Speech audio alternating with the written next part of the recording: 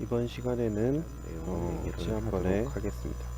현재 3장에 해당되는 PK 문제를 해결하기 위한 약물학적 성질은 이제 이제 어떻게 어떻게 실제로 실제로 적용되는지 적용되는지로 해서 약물 작용이 이제 변화를 주게 되고 하는 이제 내용들을 얘기를 하도록 하겠습니다. 오늘 내용은 이제 실제적으로 약물 동력학적인 문제, 결국 PK의 문제가 있는 경우에 이런 것들을 어떻게 해결할 수 있는지, 약물의 기본적으로는 친수성과 소수성이 어느 정도 균형을 맞춰야 되고, pKa 값도 어느 정도 이제 중성에 가까운 약산성이나 약염기가 돼야 되는데, 그런 것들을 이제 조정을 하면서 어떻게 약물의 작용을 더 잘 할 수 있게끔, 원하는 부위에 갈 수 있게끔 하느냐, 또는 이제 대사안정성을 얼마나 줄 수 있느냐, 그런 문제들을 얘기를 하고자 합니다. 네, 지난 시간에 이제 마치면서는 이런 것들은 실제로 선도물질 최적화라고 하는 과정을 통해서 할 수 있다라고 얘기를 했었고, 선도물질 최적화의 다양한 방법들은 실제 이제 저희가 1장에서 얘기를 했습니다. 그 중에 오늘 얘기를 하게 될 것은 친수성하고 소수성을 얼마나 이제 최적화를 시킬 거냐, 그 다음에 이제 화학적인 안정성, 효소에 분해되는 거의 안정성, 그 다음에 대사 안정성 관련, 특정한 표적에 더 잘 들어가기 위해서는 표적화, 또는 이제 독성이 문제가 되는 경우 이제 어떻게 독성을 감소할 수 있는지에 대한 예들을 통해서 실제 어떻게 적용하는지, 그런 약들이 어떤 것들이 있는지를 살펴보고자 합니다. 먼저 친수성과 소수성의 균형, 어떻게 보면 최적화라고 하는 건 굉장히 중요하다고 얘기를 했었고, 약물의 상대적 친수성, 소수성은 실제로 친수성은 약물의 이제 용해도하고 굉장히 밀접한 관련이 있고, 또한 이제 ADME에 영향을 굉장히 주는 요소입니다. 만약에 극성이 아주 큰 약물, 실제로 친수성이 큰 약물이겠죠. 그런 경우에 이제 경구 투여를 하게 되면 기본적으로 일단 위장관 세포막을 통과를 못합니다. 그렇기 때문에 이제 주로 주사제로밖에 쓸 수가 없게 되고요. 그 다음, 만약에 통과가 됐다 하더라도 혈중에 있는 혈장 단백질하고 결합을 잘 하기 때문에 이상대사도 빨라지고 그만큼 빠르게 제거가 됩니다. 그 말은 주사제로 사용을 하더라도 친수성이 너무 크면 원하는 약효를 얻을 수 없다는 얘기가 됩니다. 그 다음, 소수성이 너무 큰 약물은 일반적으로 경구 투여라면 흡수는 잘 될 수 있지만 도리어 이제 지방 조직에 흡수가 되는 경우도 존재를 합니다. 그 다음에 실제로 멤브레인 사이에 박히거나 지방에 분포를 하거나 이런 경우가 있어서 좋지 못하게 됩니다. 따라서 약물은 적절한 소수성을 가지는 게, 친수성과의 균형이 굉장히 중요하게 되고, 이런 지질도는 보통 이제 P라고 보통 얘기하는 분배계수로 주로 나타내게 되고, 이런 부분들은 여러분들이 물리학학 시간에 조금 배웠을 거라고 생각을 합니다. 하지만 이걸 모든 것들을 다 실제로 이제 측정을 하거나 할 수가 없기 때문에 일반적으로 약화가 하는 사람들은 제일 많이 쓰는 게 C로그 P, calculated 로그 P라고 해서 계산된 로그 P 값을 주게 됩니다. 이런 것들은 실제로 중요한 부분은 경구투여 시 약물이 제일 중요하다고 볼 수가 있게 되고요.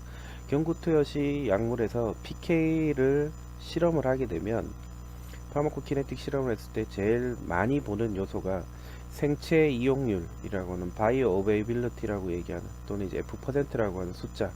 그러니까 예를 들어서 생체 이용률이 100%다. 그러면 집어넣으면 100% 흡수가 돼서 100% 어떤 부위까지 이제 전달될 가능성이 높다라고 판단을 하면 되고요. 그럼 경구로서는 굉장히 좋은 약물에 해당이 됩니다.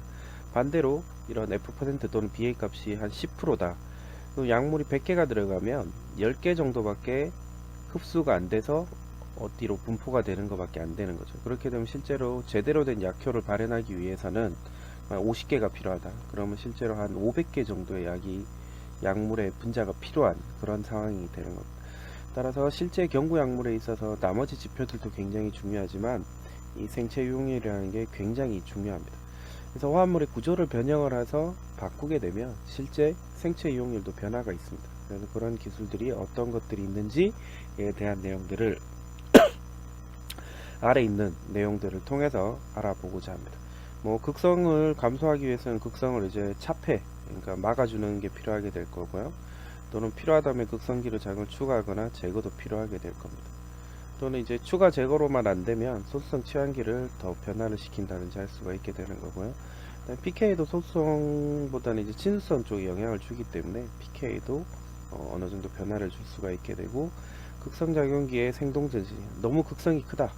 그럼 생동증대 치환을 통해서 약효는 그대로 유지하되 이런 극성을 줄여줄 수 있는 그런 방향으로 약화학적 연구가 수행이 되고, 최적화 과정을 통해서 결국 조금 더 약물에 가까운 화합물들을 찾아낼 수가 있게 되는 겁니다.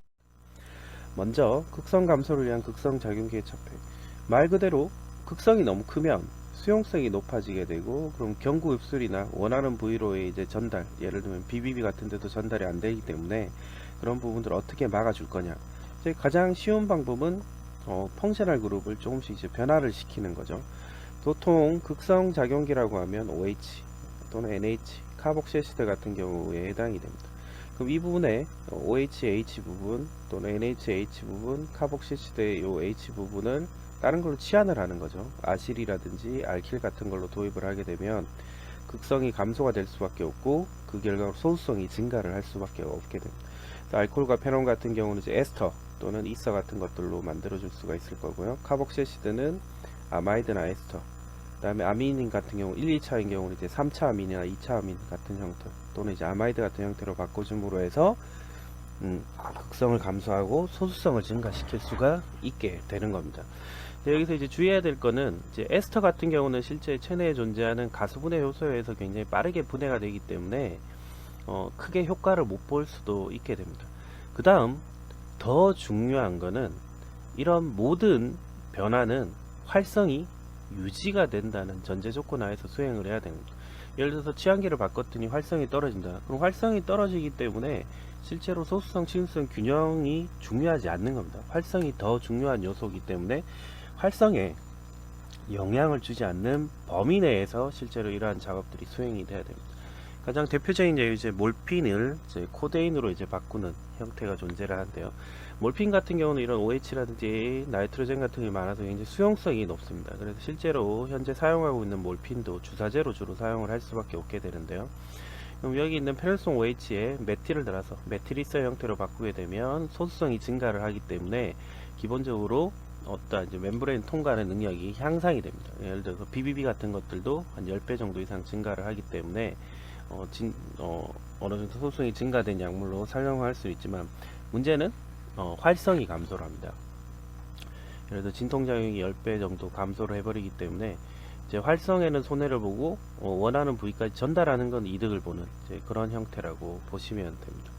그래서 만약에 소수성을 더 크게 추구해야 된다면 이 코데인 부분의 메틸이 아니라 이 메틸보다 더 사이즈가 더 큰 이런 것들을 치환을 하면 극성이 감소가 될 수가 있게 됩니다. 근데 중요한 거는 활성에 영향을 주면 안 됩니다. 활성이 감소가 되면 안 되기 때문에 이제 그런 부분들 항상 신경을 써야 되는 부분이라고 할 수가 있게 되고요. 그 다음에 일시적으로 극성을 차폐하는 데 사용할 수 있는 것들은 이제 4장에서 배우게 될 이제 프로드럭, 전구약, 보통 이제 이런 에스터라든지 그런 부분들이 거기에 해당된다고 할 수가 있게 됩니다. 그 다음으로 볼 수 있는 건 이제 분자의 극성을 변화해서 극성 작용기를 추가하거나 제거. 이제 물론 기본적으로는 활성에 영향을 주지 않는 범위 내에서 진행을 해야 되는 겁니다. 약물의 극성 작용기를 첨가를 하게 되면 당연히 극성이 증가를 하게 되겠죠. 예를 들어서 티오코나졸, 이렇게 코나졸, 나졸 이런 형태로 붙어 있는 건 대부분 다 항진균제입니다. 보통 이제 무좀약이라고 일반적으로 얘기하는 이제 이런 티오코나졸 같은 경우에 분자 구조를 보게 되면 이미다졸이 있고, 그 다음에 기본 모액에 해당되고 클로라이드로 치환된 거리 벤젠고리가 있고, 여기 하나에 이제 사이펜이 추가가 되어 있었는데, 실제로 이 티오코나졸 같은 경우에는 비극성입니다. 극성이 상대적으로 낮습니다. 왜 극성을 증가시켜야 되냐? 그러니까 물론 이제 멤브레인을 통과, 위장관을 통과해서 경구로 만약에 간다고 치면 혈액에 포함이 돼야 되고, 혈액으로 혈중으로 들어가게 되면 혈액에 어느 정도 녹아야지만 감염 원하는 부위에 가서 감염증 치료를 할 수가 있는데, 혈액에 녹지가 않습니다. 그러면 이제 혈액술 돌다가 그냥 밖으로 사라지는 경우가 됩니다. 그래서 적당한 극성이 필요한 상태. 그렇다고 경구를 했을 때 위장관을 통과 못할 정도가 되면 안 되지만, 그걸 벗어나는 범위 내에서 극성을 높이면 더 효율적인 약이 되게 되는 겁니다. 그래서 티오코나졸 같은 경우에는 혈액에 잘 녹지 않습니다. 그래서 이 같은 경우는 이제 피부 연고제로 주로 이제 사용을 해서 피부 감염에 주로 쓴다면, 플루코나졸 같은 경우에는 극성을 높입니다. 예를 들어서 원래 없던 부분, 이 부분 이제 터셔리 알코올 부분의 수도 대신에 이렇게 하이드록시 그룹을 달면 당연히 극성이 증가를 하게 될 거고요. 이미다졸 부분을 1, 2, 4 트라이아졸 형태로 바꿉니다. 그 다음에 이쪽에 있는 사이펜도 동일하게 시메트리하게 이렇게 바꿉니다. 이렇게 바꾸게 되면 극성이 당연히 증가를 할 수밖에 없고, 용해도나 또한 혈액에 어느 정도 높기 때문에 활성도 증가를 해서 전신 간염의 경구용 항진균제가 됩니다. 여기서 중요한 건 이 정도 극성을 높였다고 경구가 안 되는 게 아니라는 겁니다. 적절하게 경구는 가능하지만 더 극성을 높여서 전신에 잘 분포를 할 수 있게 만들어 주는 거고요. 그 다음 이 티오코나졸이랑 플루코나졸의 특성을 봤을 때 이렇게 치환을 함으로써 얻을 수 있는 이점이 하나가 더 있습니다. 어떤 게 될까요? 티오코나졸 같은 경우는 여기가 이제 카이랄 센터가 되겠죠. 이 부분이 카이랄 센터가 되니까 합성적인 측면에서도 좋지 않는데, 플루코나졸이 되면 대측면이 존재를 합니다. 그러면 합성적인 측면에서도 굉장히 유리한 그런 상태가 됩니다. 그렇다고 해서 무조건 극성을 높이는 게 혈중에서 어느 정도 이제 혈액에 잘 녹아 들어가서 모든 부위에 전달이 되느냐, 꼭 그렇지는 않습니다. 그런 것들도 항상 주의를 해야 되는 거고요. 그 다음에 너무나 과도하게 극성이 있는 경우는 반대로 극성을 제거를 하면 되겠죠. 이제 그런 대다수의 애들이 이제 천연물 같은 데서 많이 존재를 합니다. 천연물에 있는 것들은 대부분 굉장히 폴라한 그런 경우가 많기 때문에 파마코포에 해당되지 않는 부분들은 이렇게 약간 천에서 실제로는 약간 극성을 낮춰주는 게 약물의 작용을 높일 수가 있게 되고요.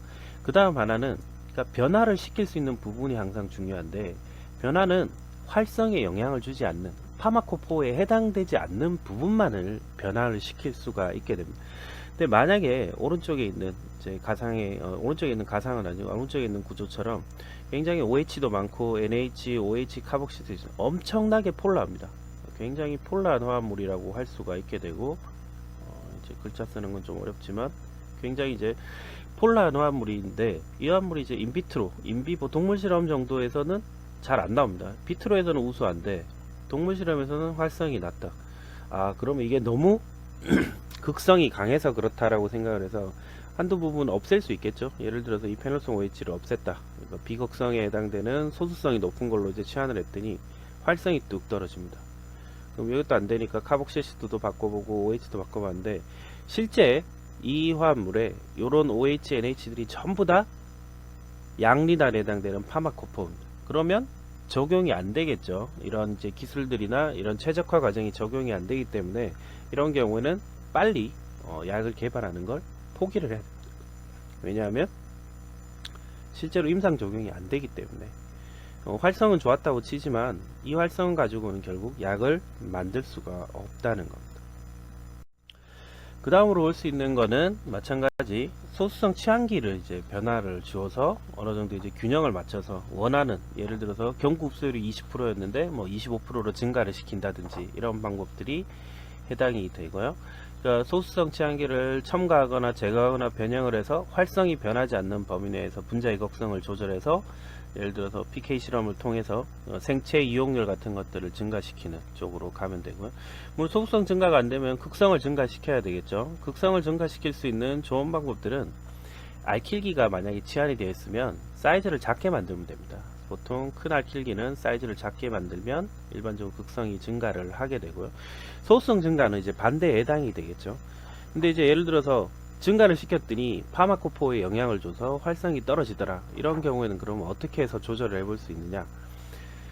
메틸렌 셔플이라고 해서 분자 내에 있는 치환기들을 서로 이제 위치를 바꿉니다. 그러면 전체적인 분자의 표면적에는 크게 영향을 많이를 주지 않지만 약간의 변화를 통해서 소수성 균형이 이런 것들이 조금씩 변하는 경우, 또는 이제 할로젠 같은 경우 클로라이드를 플로라이드로 바꾼다든지 이런 부분들도 거기에 해당이 됩니다. 이제 가장 대표적인 것들은 이제 실데나필이라고 알려져 있는 발기부전 치료제인 비아그라 같은 경우에 초기 이제 개발 단계에서는 실제로 이런 부분들 보면 이게 이제 원래는 에틸이었고 이제 메틸이었습니다. 근데 이제 너무나 이제 리포필리스가 크기 때문에 좀 감소를 시키기 위해서 이렇게 이제 메틸, 에틸, 이쪽에 이제 에틸이었던 부분, 그다음에 프로필. 그러니까 카본이 개수로만 치면은 다 동일합니다. 동일하지만 카본 개수가 이쪽은 늘어나고 이쪽은 감소. 그러니까 전체적인 분자량도 변하지 않고, 리핀스키 룰 오브 5에서 봤을 때 분자량은 변하지 않고, 그 다음에 전체적인 소수성도 크게 변하지 않는데 부분이 변함에 따라서 각 부분에 따른 소수성이 약간씩 변하게 됩니다. 그래서 실제로는 이제 최종적으로는 이렇게 비아그라라고 하는 실데나필을 이제 만들어낼 수가 있게 되는 겁니다.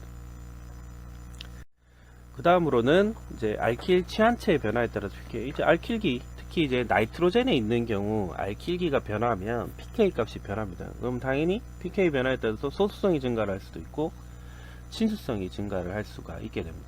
근데 이런 부분을 이제 제일 많이 쓰는 건 실제로는 예를 들어서 보통의 약물들은 대부분 pK가 요 정도 범위가 좋다라고 얘기를 했었죠. 6에서 9 정도 약산성 또는 약염기성이 좋다고 했는데 이 부분을 이제 벗어나는 경우에는 일단 경구 약물 같은 경우 이제 흡수에 문제가 발생을 하게 됩니다. 그렇기 때문에 그런 부분들을 조절하기 위한 방법을 로 이제 pK 변화를 사용을 하게 되는데 나이트로젠의 치한체를 통해서 보통 약물 구조에 N알킬 치한체가 존재를 하게 되면 그런 치한체들을 조절함으로써 pK 변화를 시킬 수가 있습니다.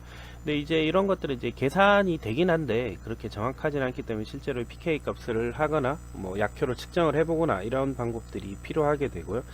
보통 알킬기가 좀 더 큰 알킬기를 도입하면 보통 도네이팅 그룹에 해당되는 것들을 증가를 하면 염기성이 당연히 증가를 하겠죠. 그 다음에 알킬기 크기나 숫자를 증가해서 나이트로젠 주변에 입체 장애를 증가시킵니다. 그럼 나이트로젠의 안정화가 저해가 되기 때문에 일반적으로 염기성이 감소할 수가 있게 됩니다. 이 두 가지가 어느 정도 이제 균형을 맞춰서 약효에 영향을 주지 않는 범위 내에서 pK를 조절을 할 수 있는 방법에 해당이 되고요. 이제 아래 있는 것처럼 구조 1번 같은 경우는 요 아미딘 구조. 이게 아미딘 구조가 있으면은 염기성이 엄청 강하죠. 염기성이 강하기 때문에 실제로 친수성이 높아지게 되고 흡수가 안 됩니다. 생체 내에서. 그럼 이 부분을 약효는 영향을 주지 않는 범위 내에서 바꿔주기 위한 방법 중에 하나는 구조의 강직화와 같은 일부의 방법이죠. 이제 이 부분을 이렇게 묶어주는 형태로 하게 되면 일반적으로 이제 아이소 퀴놀린이라고 하는 형태로 고리화가 되고 이 아민 부분이 여전히 염기성을 나타내고는 있습니다. 하지만 고리에 포함이 되어 있기 때문에 염기성이 감소를 합니다. 염기성이 감소하기 때문에 결국 소수성이 증가를 해서 실제 흡수율 같은 것들이 증가를 할 수가 있게 됩니다. 방향족 치한체 같은 경우는 실제로 일렉트로 도네이팅을 쓰느냐 위드드로잉을 쓰느냐에 따라서 붙어있는 뭐 OH라든지 뭐 페놀송 OH라든지 아닐린에 해당되는 NH 같은 것들의 pK 값이 변할 수가 있게 되죠. 일반적으로 그렇게 알려져 있기 때문에. 그래서 일반적으로 치한체가 뭐 위드드로잉 그룹이냐 도네이팅 그룹이냐에 따라서 이제 변화가 가능하게 되고요. 이제 옥사미키닌이라고 하는 주열 흡충증 치료제라고 이제 아래쪽 구조처럼 생겨 있는데요. 원래 이제 초기에 개발할 때는 여기 있는 부분, 나이트로 부분이 실제로는 이제 클로라이드였습니다. 클로라이드 같은 경우는 일렉트로 위드드로잉 그룹 어느 정도 존재를 하죠. 물론 이제 나이트로가 더 좋긴 하지만 클로라이드 부분이 있어서 이 부분이 이제 영향을 받아서 상대적으로 NO2가 있을 때와 클로라이드 있을 때에 비해서 NO2가 훨씬 더 일렉트로 위드드로잉 그룹이 강하니까 더 많이 전자를 땡겨주게 되고 이 나이트로젠 부분에 전자 밀도가 감소를 해서 염기성이 약해지게 되고 클로라이드가 더 강하게 됩니다. 강염기가 되니까 얘는 수용성이 높아지겠죠. 얘는 수용성이 높아지게 되고 얘는 지용성이 높아지게 되는 겁니다. 지용성이 높아지게 되면 적절하게 위장관을 이제 통과를 할 수가 있기 때문에 경구 투여 가능한 형태로 바꿔줄 수가 있게 되고 이런 것들은 벤젠고리의 치한체를 통해서 pK 값에 변화를 준 하나의 예라고 할 수가 있게 되는 겁니다. 그 다음에 볼 수 있는 예는 극성작용기의 생동등티죠. 극성작용기가 있으면 수용성이 보통 일반적으로 높겠죠. 수용성이 높아지게 되면 일반적으로는 경구 흡수 약물로 사용하기가 어렵습니다. 이온화가 잘 되기 때문에 약물의 흡수가 잘 안 됩니다. 특히 카복실시드 같은 경우. 그래서 이런 것들을 이제 사용하는 방법은 4장에서 배우겠지만 에스터 형태의 전구 약물. 그러니까 전구 약물은 본인은 약효가 없지만 일단 흡수는 시켜놓고 가수분해 요소에서 끊어져서 카복실시드가 나와서 걔들이 이제 돌아다니면서 약효를 나타내는 건데 그것도 하나의 방법이 됩니다. 그렇지만 아예 처음부터 카복실시드를 대체할 수 있는 생동등체로 치환하는 그러니까 물리화학적 성질도 유사하고 일반적으로 활성도 크게 영향을 주지 않는다라고 알려져 있는 형태. 카복실시드의 가장 대표적인 생동정제는 테트라졸입니다. 그러니까 테트라졸 같은 경우 여기는 1번 위치의 수소가 실제로는 애시디간 수소에 해당이 되기 때문에 카복실시드 애시드 부분만큼은 아니지만 충분히 애시딕하게 되고요. 하지만 이제 수용성은 많이 떨어져 있는 상태의 약물입니다. 비슷하게 에나실 설포나마이드도 같은 영향이 주게 되고요. 그래서 실제로도 이런 것들은 항고혈압제로 사용했는 이제 로살탄 같은 경우 무슨 탄으로 끝나는 이제 이런 엔지오텐신 엔지오텐신 2 리셉터 안타고니스트라고 보통 알려져 있게 되는 항고혈압제에서 많이 사용이 되고, 그러니까 원래 약물들은 보통 여기 카복실시드가 있는 경우, 얘도 이제 어느 정도 약효는 있습니다. 약효는 있지만 흡수율이 이런 게 떨어지기 때문에 이 부분을 이렇게 테트라졸로 바꿔주게 되면 실제로 경구 흡수율이 높아지게 됩니다. 그 외에 이제 이런 극성적인 생동체 치환이 필요한 것들은 대사적인 안정성에도 많이 사용이 됩니다. 실제 노르에프네프린 같은 내인성 신경전달 물질들은 이제 이쪽 부분에 있는 OH가 굉장히 대사가 잘 되는 부분, 특정한 효소에 의해서 대사가 잘 됩니다. 특히 이 부분이 이렇게 되어 있을 경우에 파라 위치 말고 메타 위치만 이렇게 메틸레이션이 일어나는 대사, 물론 이제 사장 대사에서 한 번 더 자세하게 얘기를 하겠지만 이런 부분이 있기 때문에 약효에 영향을 주지 않는 범위 내에서 요걸 없애면 이런 카테콜 형태의 구조를 다른 형태로 바꿔주게 되면 일반적으로 거의 유사한 형태, 구조도 뭐 크게 활성에 영향을 주지 않지만 이제 대사 안정성을 높여주는 이제 그런 부분에 해당이 됩니다. 그래서 메틸 설포나마이드 같은 경우에 이렇게 바꿔주게 되면 활성은 유지가 되고 그런 부분들이 존재를 하게 되는 겁니다. 다음으로 살펴볼 부분은 화학적이나 또는 효소적인 분해에 대한 내성을 강화하는 방법.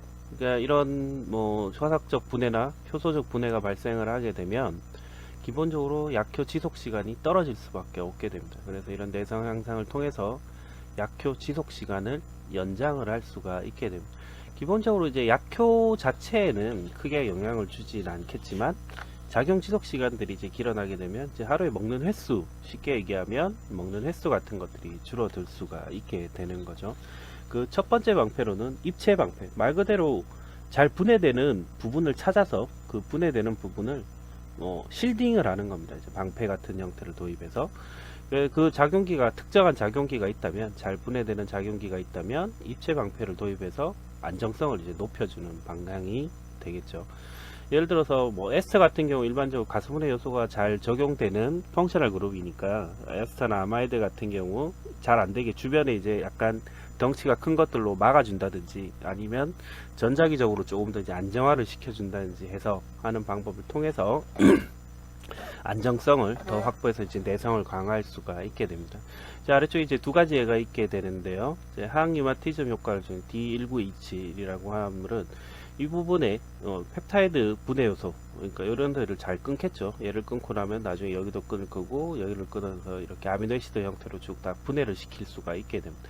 근데 분해를 시키려면 이 효소가 접근을 해야 되니까 접근을 조금이라도 막기 위해서 활성에 영향을 주지 않는 범위에서 이게 굉장히 크겠죠. 티브틸 같은 것도 이렇게 도입을 하게 되면 효소가 이렇게 접근하는데 아무래도 뭐 평소보다 이게 없을 때보다는 접근하는 게 더 어려워지기 때문에 조금 더 안정화가 되기 때문에 좀 더 길게 작용을 할 수가 있게 될 거고요. 선도물질 최저가에서도 얘기했던 것처럼 페니실린 같은 경우 일반적으로 베타락탐화제가 이 베타락탐 링을 끈으로 굉장히 잘 온다라고 얘기를 했습니다. 이렇게 잘 끈으로 오니까 이거 오지 못하게 하기 위해서 이쪽 부분 활성에도 영향을 주긴 하지만 이 부분은 이제 점점 더 사이즈를 키우면 키울수록 이제 접근하는 게 이제 조금 더 느려지기 때문에 좀 더 활성의 작용 지속 시간을 길게 만들어 줄 수가 있게 됩니다. 다만 이런 것들은 반드시 활성에 영향을 주지 않는 범위 내에서만 적용이 가능하다는 것. 물론 이제 다른 것들도 다 마찬가지입니다. 결국 이제 활성에 영향을 크게 안 받는 범위. 물론 이제 죄송합니다. 약간은 줄어들 수는 있겠죠. 약간은 줄어들 수는 있지만 크게만 줄지 않으면 보통 문제가 없다라고. 그 다음으로 보는 건 생동증체. 아까 이제 생동질토에서 이제 극성을 감소시키는 경우도 존재를 하게 되지만 생동증체 치환을 통해서 이런 내성 강화, 화학적이나 효소적인 분해에 대해서 좀 더 안정하게 만들어서 대사 안정성을 높이는 방향으로 또 이런 최적화를 할 수가 있게 됩니다. 일반적으로 제일 많이 사용됐던 거는 에스터 같은 경우 일반적으로 가수분해가 워낙 잘 되니까 이거 이제 카바메이트 형태로 바꿔주는 형태. 그러니까 보통 분자 사이즈로는 메틸이 예를 들어 NH2하고 사이즈가 비슷하고 전자기적으로 조금 다르긴 하지만 가수분해 안정화가 일반적으로 이루어지게 됩니다. 에스터를 여기는 에스터, 메틸 에스터 부분을 카바메이트 형태. 대표적인 게 이제 아세틸콜린에 해당이 되고요. 아세틸콜린의 특성은 요 이제 에스터 부가 있기 때문에 굉장히 분해가 잘 됩니다. 얘가 잘 끊어지겠죠. 가수분해 요소에 의해서. 아세틸콜린 에스테라제에 의해서. 아세틸콜린 에스테라제가 이제 잘 끊으니까 좀 덜 끊어지게. 그러니까 안 끊어지진 않지만 끊어지진 않지만 시간이 좀 더 길게 걸리겠죠. 그럼 그만큼 그 작용 지속 시간이 더 길어질 수가 있게 돼요. 이제 카바콜이라고 하는 형태, 이제 카바메이트가 이렇게 도입된 것 같으면 실제로도 더 길게 작용을 하기 때문에 이런 카바코 같은 경우 이제 녹내장 치료제, 안압을 증가시키는 녹내장 치료제로 사용을 할 수가 있게 되고요. 그다음 이제 베타락산계 항생제 중에서 이제 세팔로스포린계의 항생제들도 이제 거기에 해당이 됩니다. 그냥 초기에 개발됐었던 세팔로스포린계 항생제들은 요 말단에 오에스틸, 그러니까 에틸에스터가 메틸에스터가 존재를 하죠. 그래서 이런 부분들을 이제 카바메이트 형태로 바꿔주게 되면 작용 지속 시간이 좀 더 증가된 약물. 세폭스틴이라고 얘기하는 이런 이제 세팔로스포린계의 항균제들로 작용을 할 수가 있게 되는 겁니다. 그 외에 얘들로 물론 이제 이거는 원래 약이랑 다른 약으로 사용이 되고 있지만 프로카인이라고 이제 국소마취제는 실제로 이제 빠르게 대사가 될 필요가 있기 때문에 이 자체를 굳이 바꿀 필요는 없습니다. 적당히 너무 길게 작용하면 안 되겠죠. 국소마취제 같은 경우에는. 그렇지만 예를 들어 부정맥 치료제로 가게 되면 너무 작용 지속 시간이 짧아지게 되면 제대로 된 부정맥 치료제 효과를 볼 수가 없게 됩니다. 그래서 이 아마이드를 생동체 치화를 통해서 에스터를 아마이드로 바꿔주게 되네요. 실제로 이제 프로카니마이드라고 얘기를 하게 되는 부정맥 치료제로 이제 화학적인 가수분해 뿐만 아니라 이런 가수분해 효소에 의한 가수분해를 더 강화를 할 수가 있기 때문에 실제로 사용을 할 수 있는 약으로 바뀌게 됩니다. 그 다음 예로 들 수 있는 거는 마찬가지 앞에서 했던 실딩이나 이런 것들하고 결국은 다 비슷합니다. 입체 방패랑 생동체 치화를 동시에 해서 불안정한 작용기를 완전히 바꾸고 활성은 그대로 유지하거나 더 증가시키면서 일종의 이제 약간의 구조 변형을 많이 하는 그런 경우에 해당이 됩니다. 대표적인 케이스 앞에서 잠깐 언급이 됐었던 국소마취제인 프로카인 같은 경우 에스터가 있기 때문에 너무 짧아. 예를 들어 1, 2분 만에 이제 국소마취 효과가 사라지면 안 되니까 이제 그런 경우 그 다음에 화학적인 실제로 나중에 독성이나 이런 부분도 연관은 돼 있지만 이제 리도카인 같은 경우에는 이렇게 이제 아마이드로 바꾸고 아마이드로 바꾼 데다가 아마이드 분해 효소가 이렇게 들어오는 것들을 이제 블럭을 하기 위해서 이게 벤젠 부분에 이렇게 올소 포지션에 2개의 메틸기를 달무로 해서 접근도 이렇게 막아주고 해서 이제 내성을 강화하는 방법도 존재를 하게 됩니다. 그 이제 페니실린계 이제 항생제에서도 항생제 같은 경우는 실제로 문제가 된 건 베타락타마제에서 베타락탄이 분해되는 것 플러스 위에 강산에서 화학적인 분해도 일어나게 됩니다. 그래서 너무 약하면 안 됩니다.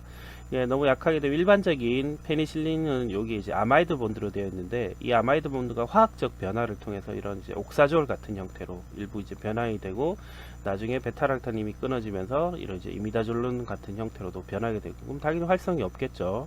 그래서 이런 부분을 좀 더 화학적으로 안정한 형태, 옥사졸이라든지 이런 부분들을 이제 도입을 함으로 해서 실제적으로 더 내성이 강화된 약물. 그다음에 페니실린 G 같은 경우가 대표적인 케이스겠죠. 이런 아마이드를 가지고 있기 때문에 굉장히 불안정합니다. 그래서 대부분 이제 주사제로밖에 사용을 못하는 경우지만 옥사실린이라든지 클로락실린 같은 정도가 되면 이제 경구도 사용 가능한 형태로 바뀌게 되는 겁니다.